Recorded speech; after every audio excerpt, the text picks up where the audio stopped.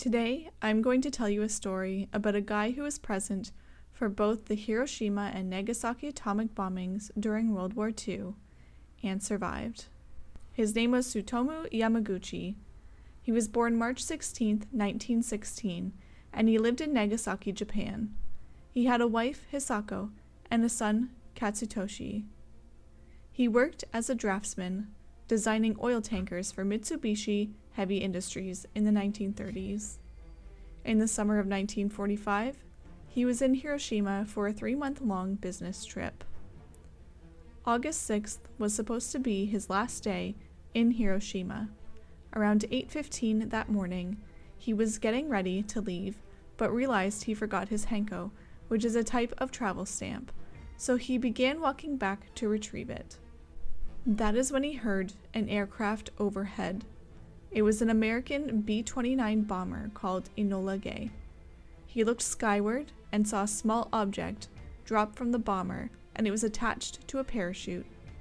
The object, called Little Boy, hit the ground and caused a massive blaze of light, only 3 kilometers, or 1.8 miles, away from where Yamaguchi was at the time. He dove into a ditch and a large boom rang out over the city. He said, "There was a great flash in the sky, and I was blown over." The shockwave threw him into a nearby potato patch.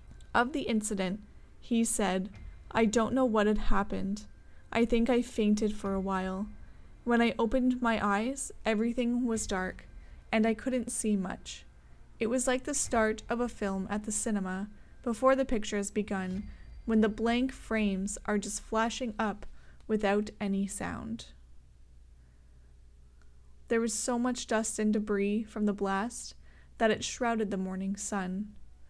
The explosion ruptured Yamaguchi's eardrums, blinded him temporarily, and left him with serious burns on the left side of his face and forearms. He ended up finding shelter and rested for a while. He found his colleagues, who had also survived, and they all spent the night in an air raid shelter and headed back to Nagasaki the next day. On August 7th, they made their way back to the train station. The trip back to Nagasaki showed the immense amount of destruction that Hiroshima left behind. Buildings had been flattened. Fires were still blazing. Corpses strewn throughout the streets. Bridges were wrecked and melted. The other people in the train were burned as well. But they were alive. 80,000 people in Hiroshima were killed instantly by the blast. In the following weeks, thousands more died. As Yamaguchi made his way back, he had no idea what was waiting for him in his hometown just 2 days later. Early on August 8th, Yamaguchi arrived in Nagasaki. He received treatment at a local hospital. The burns on his hands and face were so bad that the doctor treating him didn't recognize him, despite being his former classmate. Even when he returned home, his own family didn't recognize him. He had so many bandages that his mother thought he was a ghost. On August 9th, Yamaguchi went back to work at Nagasaki's Mitsubishi office. His boss was questioning him about the bombing at Hiroshima because he didn't believe him. How could a single bomb be so powerful?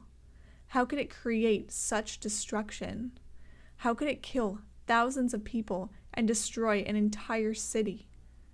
How did you survive? As Yamaguchi tried to answer these questions and explain what he had gone through, there was another flash of light, another deafening boom, and a shockwave that shattered glass and destroyed everything around them. This bomb was even more powerful than the one Yamaguchi had just experienced 3 days prior.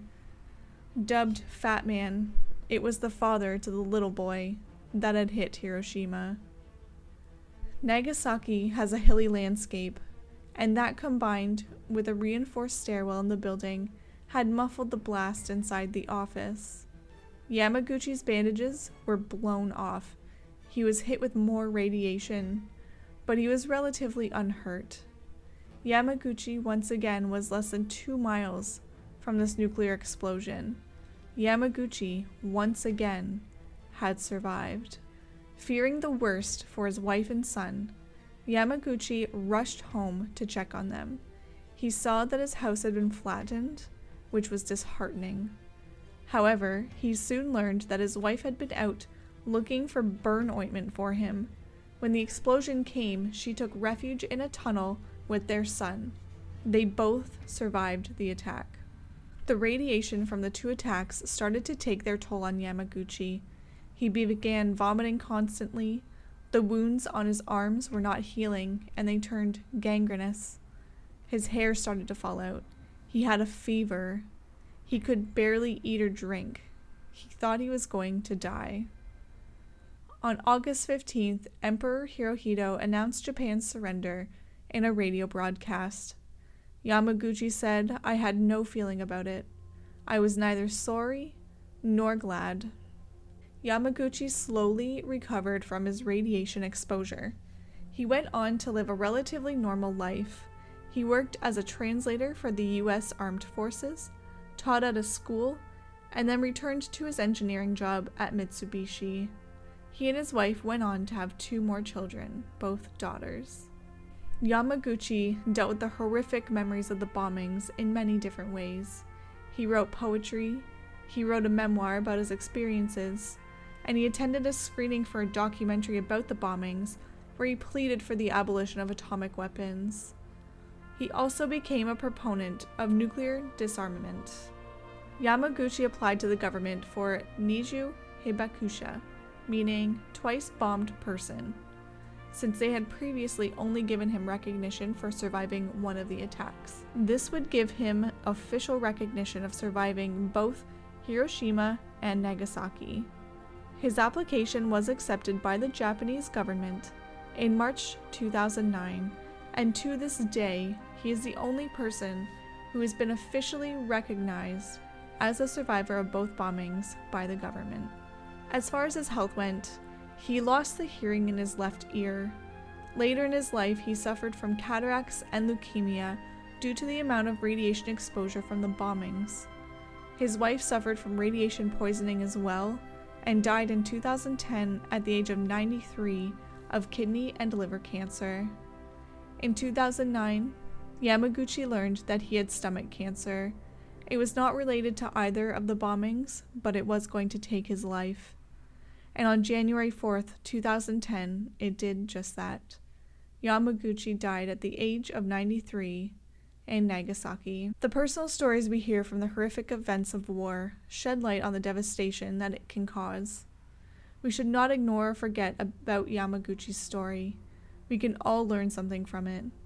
He is lucky to have survived twice, and we are lucky that he was able and willing to tell his story. Had he not been at Hiroshima, his wife and son and him may not have survived the attacks at Nagasaki, since his wife would not have been out looking for burn ointment for him. In an interview, Yamaguchi stated, "I can't understand why the world cannot understand the agony of the nuclear bombs. How can they keep developing these weapons?"